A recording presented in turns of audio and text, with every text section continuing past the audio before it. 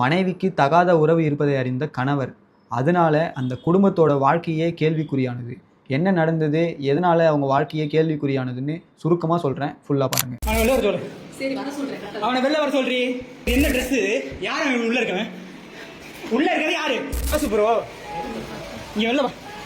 வெளில வாடா. 2 நாளைக்கு முன்னாடி திருச்சியில நடைபெற்ற சம்பவம் தான் இது. வீட்ல தன்னோட மனைவி வேறொரு நபருடன் இருக்கிறத பார்த்த கணவன் கோபத்தின் உச்சத்துல தன்னோட மனைவியை கத்தியால கிழிச்சிருக்காரு. என் குடும்பமே அழிஞ்சு போச்சு. என் பிள்ளைய கூட சேர்ந்து சாக போறான். என் பொண்ணாடி கிழிச்சு போட்டு வந்துட்டேன். இப்படி அவரோட மனைவியை கிழிச்சதை அவரே ஓப்பனா சோஷியல் மீடியாவில் வீடியோவும் போட்டு இதுக்கெல்லாம் காரணம் திருச்சி தென்னூரில் இருக்கிற ஜோசப் தான் அப்படின்னு சொல்லி அவருக்கு தண்டனை வாங்கி கொடுக்கணும் அவரே வீடியோ போட்டிருக்காரு. எந்த அளவுக்கு கோபம் மன வேதனை இருந்தாலும் வன்முறை அதற்கு ஒரு தீர்வு கிடையாது. முதல்ல அதை எல்லாரும் இங்கே புரிஞ்சுக்கணும். ஒரு குடும்பத்தில் பிரச்சனை இருந்துச்சுன்னா பேசி தீர்த்துக்கலாம், இல்லையா பிரிஞ்சு போய்க்கலாம், இல்லைன்னா சட்டப்படி அதுக்கான நடவடிக்கையை எடுக்கலாம். அதை விட்டுட்டு வன்முறையை கையில் எடுத்து கத்தியால் வெட்டிட்டா எல்லாம் சரியாக போயிடுமா? அப்படி பண்ணவரோட குடும்பமே இன்னைக்கு அழிஞ்சு போச்சு. அவரோட வைஃபை வெட்டினதுனால இப்போ அவரோட லைஃபே போச்சு. அந்த குழந்தை எப்படி கதறது கொஞ்சம் பாருங்களேன்.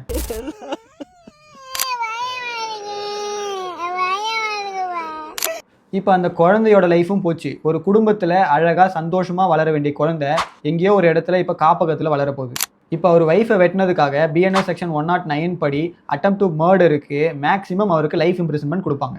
இந்த மாதிரி நான் ஏற்கனவே போட்ட ஒரு வீடியோவில் ஒரு நபர் கமெண்ட் பண்ணியிருக்காங்க. இது அவங்களோட கோபத்தை வெளிப்படுத்துகிறாங்கன்னு சொல்லி. இது மாதிரி ஒருத்தவங்களும் அவங்களோட கோபத்தை வெளிப்படுத்தினா ஒரு குடும்பத்தோட நிலையும் இந்த மாதிரி கேள்விக்குறியாக தான் நிற்கும். என்னை பின்தொடர என்னுடைய குடும்பத்துக்கு நான் பதிவு பண்ண விரும்புகிறது என்னென்னா, எந்த சுச்சுவேஷன்லேயும் உங்களோட பொறுமையை இழந்து இந்த மாதிரி தப்பெல்லாம் பண்ணாதீங்க. அப்படி உங்கள் பொறுமையை இழந்து நீங்கள் தப்பு பண்ணீங்கன்னா என்ன நடக்கும்ன்றதுக்கு நம் கண் முன்னே இதுவே ஒரு உதாரணம்.